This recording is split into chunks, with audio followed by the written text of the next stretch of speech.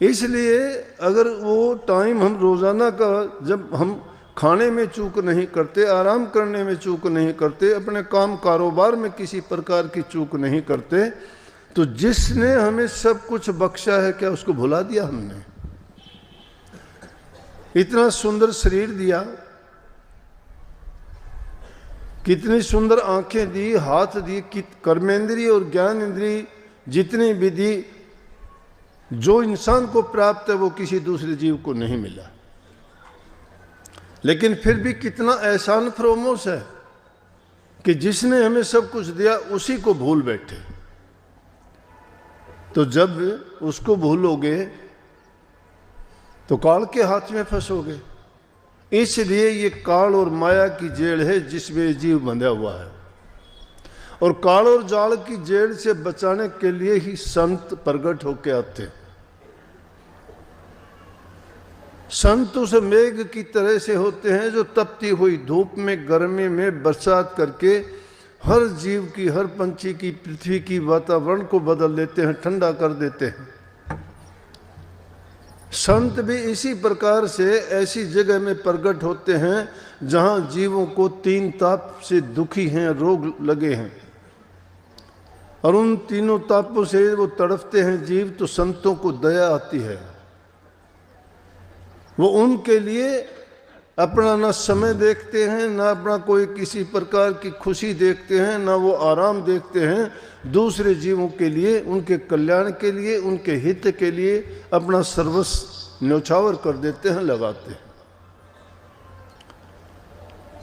दुनिया में आए हैं ये भी एक कर्म का खेल है, और उस कर्म के परिणाम के कारण ही हम छोटे बड़े, गरीब अमीर हैं। दुखी सुखी भी उसी के कारण से हैं। ये पिछले जन्मों का ही परिणाम है कि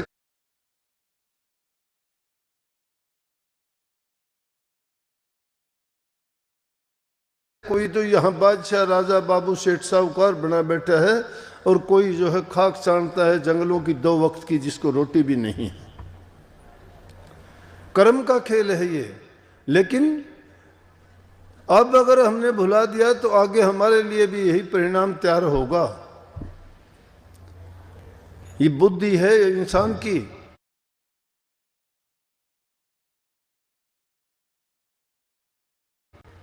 संसार के पदार्थों में लगा दी तो इसमें बड़ी बड़ी खोज कर ली।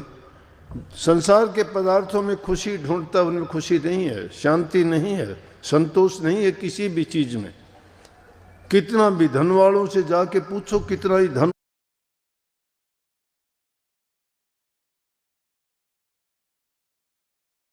हो जाए, शांति नहीं है। शांति किस चीज में मिलेगी? शांति मिलेगी नाम में, भक्ति में। बड़े बड़े संत, महात्मा, फकीर, बल्कि इस नाम का रस जिसको आया, उन्होंने तो राजकाज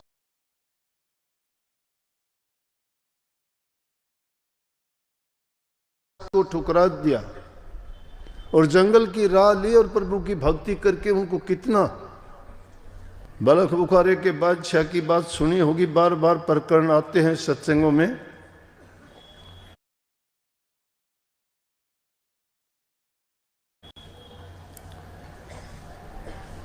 घर छोड़ दिया।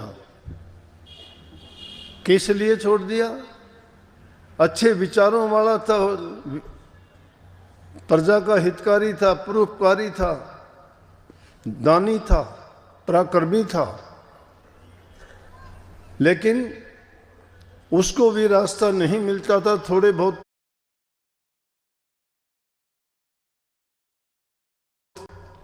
परोपकार के काम करता था, परंतु राजकाज के और दुनियादारी के कामों में इतना व्यस्त था, फिर भी वो सोचता था कि मैं प्रभु की भक्ति करता हूँ। लेकिन जो आदमी सच्चाई की खोज के लिए निकलता है ना अपने सच्चे मन से, तो उसको जरूर वो चीज़ मिलती है। आप किसी चीज़ के लिए भी प्रयास करोगे, कोशिश करोगे, चोरी डकैत भी लोग अपने लिए प्रयास करते हैं, प्रार्थना करते हैं, प्रभु से मांग करते हैं। डाका मारने वाला भी सोचता है मेरा डाका अच्छा लगे। चोर कहता है कि घर वाले, परिवार वाले सब सो जाएं, ठग भी कहता है कि ये किसी तरह से भूल में पड़ जाए और मेरी बातों में आके ये मेरे को सुपुर्द कर दे अपना जो कुछ भी है। तो वो भी अपनी बुद्धि से ऐसा कर लेते हैं। रात को सोया था एक दिन, छत के ऊपर आवाज सुनता है, उठा, उठ के देखता है 2 आदमी छत पर है। बोला कि आप कौन हो, क्यों आए हो यहाँ पे, कैसे आए? कि हम ऊंट खोज रहे हैं, हमारे ऊंट खो गए। बोला राजमहल में ऊंट कहाँ से आएंगे, छत पर ऊंट कैसे चढ़ जाएंगे? बोला तो राजमहल में रह के भक्ति कैसे कर सकते हैं? हैरान हो गया सुन के। मैं इनसे क्या सवाल किया, इन्होंने मेरे से उल्टा क्या सवाल कर दिया। भूल गया। इतनी देर के बाद में क्या देखता है, आंखों से ओझल हो गए, कोई दिखाई नहीं दिया। राजा महल से बाहर आया, गली में देखा, कोई दिखाई नहीं दिया। उन्होंने कोशिश की वहां से निकल के बलख बुखारे का राज छोड़ दिया। कबीर साहब से आके दीक्षा ली, क्योंकि गुरु बिना ज्ञान नहीं है, ज्ञान बिना भक्ति नहीं, भक्ति बिना मुक्ति नहीं, भक्ति मुक्ति की ही युक्ति और जुक्ति है। उसमें यही समझाया जाता है।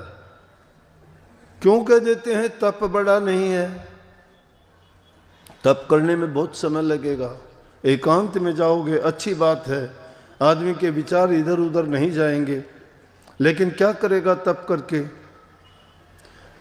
कितने वर्ष बिताने के बाद वो उन रूहानी ऊंची मंजिलों तक नहीं पहुंच सकता, परंतु गुरु की शरण में और सत्संग में जाने से जो बातें उसको सालों में पता लगनी चाहिए, वो तो घंटे आध घंटे में ही बखान करके उनका रास्ता बड़ा सुलभ और सस्ता करके उनको समझा देते हैं।